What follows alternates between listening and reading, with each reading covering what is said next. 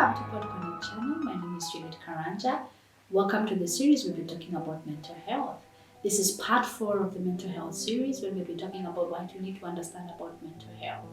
Please subscribe to our channel and be able to connect with our previous segments on the issue of mental health. Today we're going to be talking about good news. There's good news. There's hope that mental health is concerned.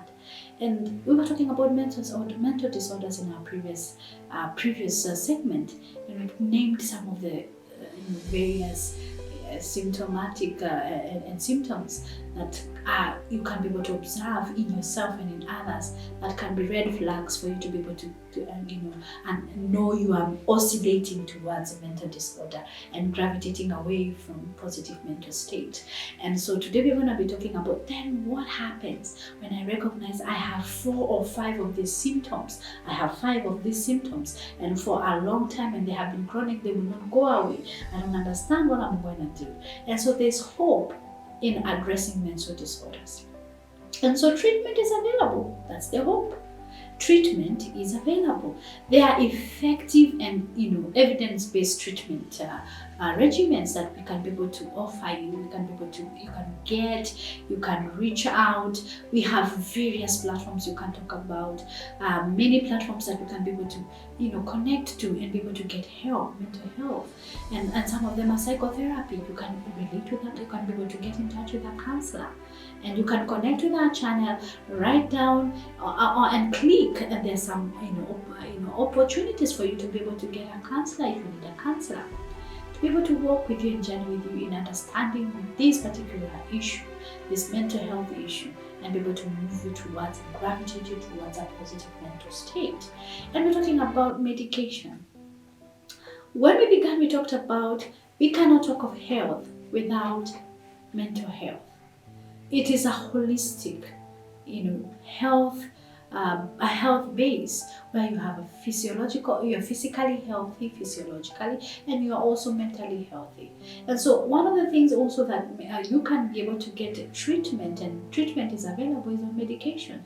There are, drugs that you can get dispensed to treat depression, or you're having anxiety, but that must be not over the counter, but from a relationship with a doctor and a relationship with a psychotherapist, a psychiatrist, to be able to even help you to understand whether in your case you actually need medication.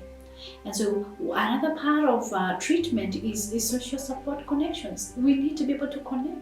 Just by connecting with your peers, connecting with people, we have, a new normal in terms of how we relate with people. We're talking about social distancing, but it doesn't mean we isolate.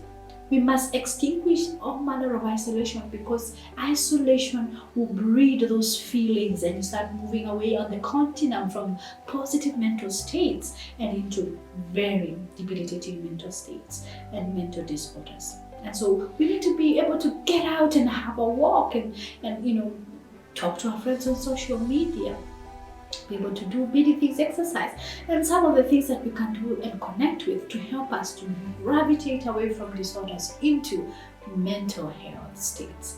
And so what are the aims, or why do we have treatment when we're talking about medication and we're talking about psychotherapy and talking about social connections that we can do? What are some of the aims that the treatment can do for you? Treatment is very important, and the aim of treatment is help you understand the disorder. It's very important for you to understand what is actually going on. When you contact and get in touch with a counselor and you begin the journey of psychotherapy and counseling, it helps you from a professional perspective in psychology and psychotherapy, help you to understand what is this that is going on? What is this disorder? And so one of the other things that it helps you, or the aim of this treatment, is not just for you to be able to understand and to cope, is also for you to understand what are some of the symptoms I'm feeling. I'm feeling like my sleep has been disrupted. I cannot, engage a full night's sleep. My sleep is interrupted. I'm having insomnia episodes. So how then do I deal with that particular symptom of mental illness? How do I overcome the negative perceptions I have about mental health? We have a lot of negative perceptions about mental health. You cannot talk about mental health. How do you express your vulnerability? What we have been socialized in this particular context where it is taboo to talk about mental health. In fact, you are associated with witchcraft and other spiritual connoted worldviews, where views and perspectives and perceptions where mental health is concerned. So when you deal with treatment, the treatment is supposed to help you, to psychoeducate you, to be able to understand, how do I perceive, how do I relate with how I feel, how do I relate with myself in the responses about this particular illness or this particular challenge. And so you're supported to move on. And that's the best part about getting treatment. You're supported to move on to becoming productive. You become productive individual in society and in your community, and you can move on to have a fruitful life. It is not a sentence, a death sentence, a life sentence, the end, doom, you are done. No, mental illness can be supported, you can be helped, can be treated, and move on to have very productive lives. And that's the very important perception that we need to be able to understand and demystify. And so what are the aims? What does treatment not aim? What does it aim not to achieve? Treatment is not for manipulation, as many people have thought that when you go for psychotherapy, you're going to be manipulated, you're going to be taken advantage of, you're going to be, in your vulnerable state, and you're going to be taken advantage of.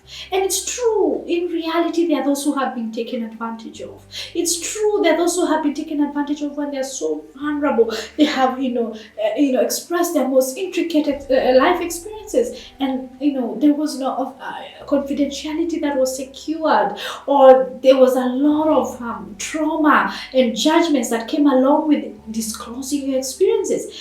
Treatment does not aim to manipulate you and take advantage of you. That's not the aim of treatment.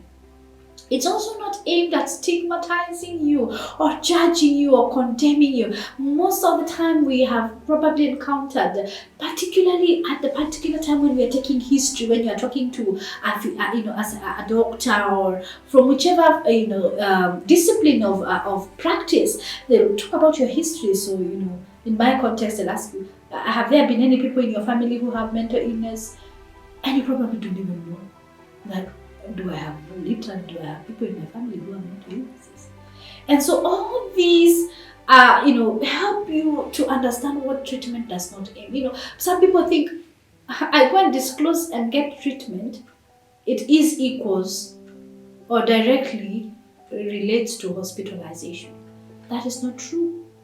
Most people think, I say I'm sick, I'm diagnosed, I am taken to a mental institution. In fact, in my context in Kenya, we talk about Mathare Institute, and it doesn't really augur well. There's a lot of stigma from having been or being associated with the Mathare Institute of Mental Illness. And so that is very traumatizing. So people will avoid to be able to go for any kind of treatment. It's complicated. It's complicated the process.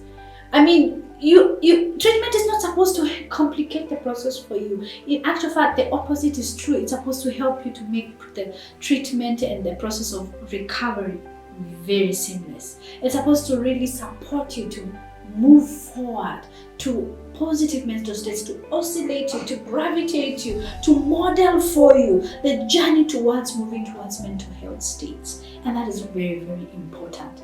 Very, very important. And recovery is a process. That's the main thing that we need to underscore, that recovery is indeed a process.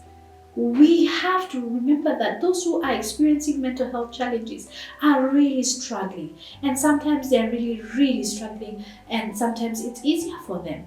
And though they will put makeup and they'll put their best and they look all together, they have challenges internally. They're processing and they're trying to come out of this maze. And so we must be able to support them in that journey, in that process of recovery. And the process of recovery begins by learning new habits, learning new skills about the recovery process. What are some of the things that I can do to be able to recover from, the feelings of depression? Can I do some exercises and feel good about myself? Can I talk to a friend? Can I be able to journal what I feel? Can I write it down, what I feel? Can I, talk to myself in the mirror? Can I be able to go and, I wonder sometimes in my country where when young people have issues and conflicts they cannot resolve, they go to the streets and throw stones in traffic. Sometimes I wonder, are they, probably expressing their conflict and releasing some of their pressures, which is very, very a negative way of dealing with mental stress and dealing with the lower part of the mental continuum or the continuum of mental health. And so one of the things that we must understand that being in that state does not necessarily allow you or license you to be destructive to others and to yourself. We must remember that the more we are destructive and the more we are destructive, we are destroying ourselves and we are unable to begin the journey of oscillating back, gravitating back to positive mental states. And the longer we pull and remain in that place of negative mental states and relieve it at that particular place and not have it checked, it can really, really be very detrimental to us and our families. And that's what we are going to be talking. I'm going to wind up by saying suicidal thoughts are real.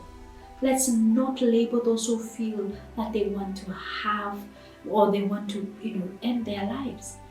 That is a state of mind. They have reached a place where they cannot see hope. They cannot cope with the feelings that they have. And so they just want to have it over with.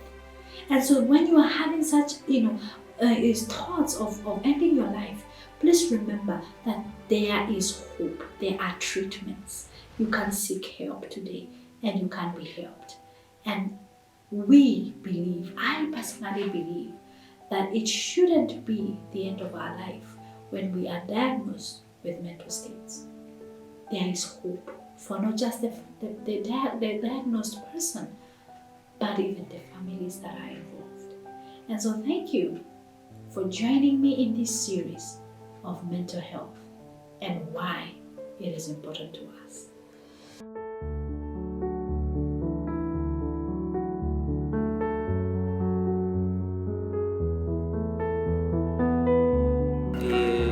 Say